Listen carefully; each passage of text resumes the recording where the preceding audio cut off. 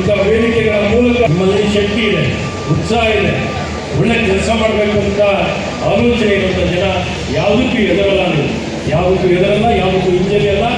ಈ ರೀತಿ ಒಳ್ಳೆ ಶಕ್ತಿಗೆ ಇದೇ ಸಂದರ್ಭದಲ್ಲಿ ಉಮಾ ವೈಜಿ ಅವರ ತಂಡ ಹೊಸ ಕ್ಯಾಲೆಂಡರ್ ಲೋಕಾರ್ಪಣೆ ಸಂದರ್ಭದಲ್ಲಿ ಶ್ರಾವಣ ಬಂತು ಅಂತ ಹಾಡಿದ್ದಾರೆ. ಬೇಂದ್ರೆಯವರ ರಚನೆಯ ಹಾಡು.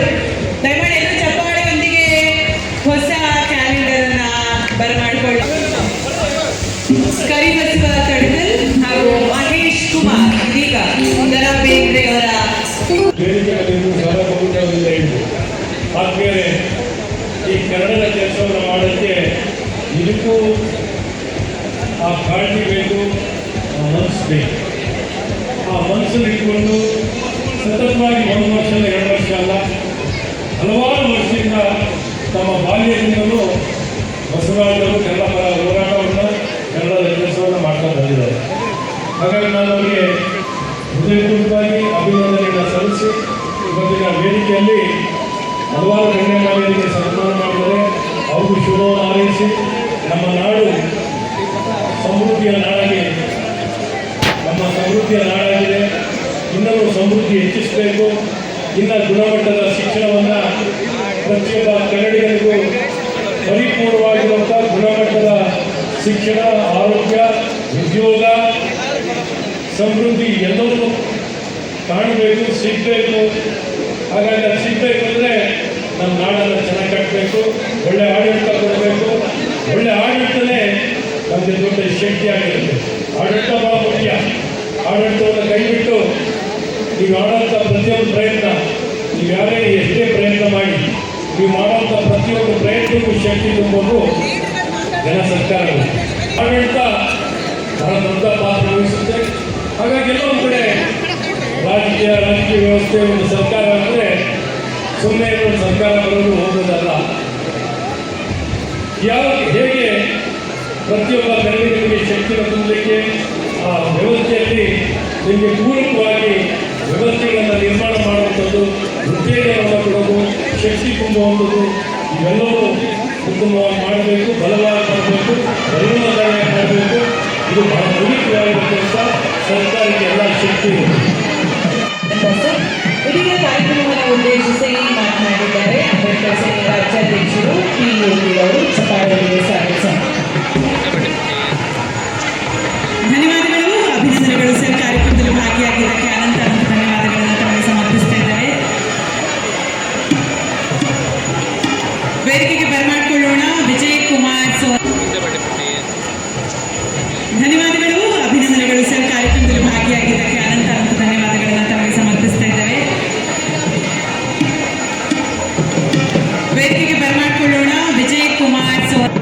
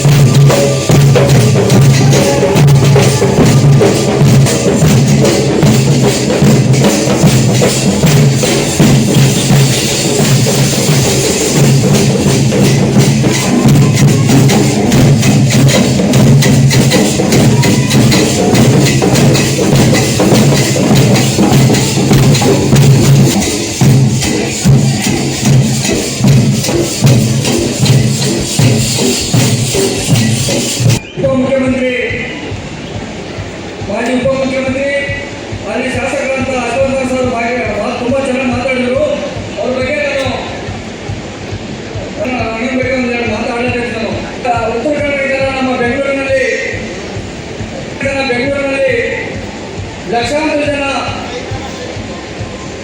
ಟ್ಯಾಕ್ಟಿಗಳು ಓಡಿಸ್ಕೊಂಡು ಬಂದು ಜೀವನ ಮಾಡಕ್ಕೆ ಬಂದರು ಅಂತ ಉತ್ತರ ಕನ್ನಡ ಬೆಂಗಳೂರಲ್ಲಿ ಲಕ್ಷಾಂತರ ಜನ ಇದ್ದಾರೆ.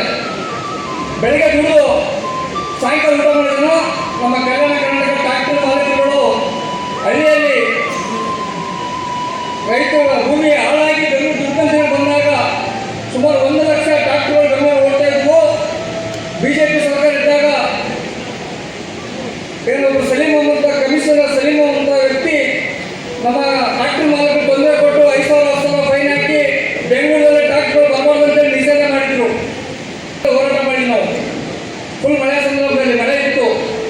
ಮುಖ್ಯಮಂತ್ರಿಗಳಿಗೆ ಮುತ್ತಿಗೆ ಹಾಕಿ ಟ್ರಾಕ್ಟರ್ ಹೊಡ್ಕೊಂಡು ಬರ್ತು ಅಂತ ಹೇಳಿದಾಗ ನಮ್ಮ ಗೌರವಾಧ್ಯಕ್ಷರು ಗಣೇಶ ಸರ್ ಉಪಮುಖ್ಯಮಂತ್ರಿ ಮಾತಾಡಿದ್ರು ಅಶ್ವತ್ಥನಾರಾಯಣ ಸರ್ಗೆ ಹೋಗಿ ಒಂದು ಮನೆ ತೊಗೊಂಡು ನಿರ್ಣಯ ಹೋದ್ವಿ. ಒಂದು 5 ಜನ ವಿಧಾನಸೌಧಕ್ಕೆ ಹೋದ್ವಿ.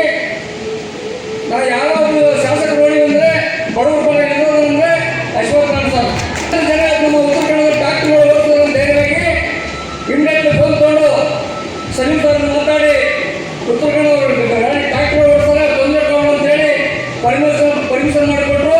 ಇವತ್ತು ಲಕ್ಷಾಂತರ ಜನ ಬದುಕೊಟ್ಟಿದ್ರು ಸರ್. ತಮಗೆ ಧನ್ಯವಾದ.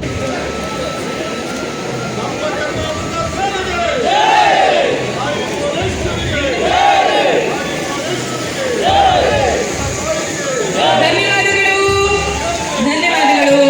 ವೇದಿಕೆ ನಾನು ಮಾಡಿಕೊಡ್ಬೇಕು. ಧರ್ಮರಾಜ್ ಸಾಹು ಅವರಿಗೊಂದು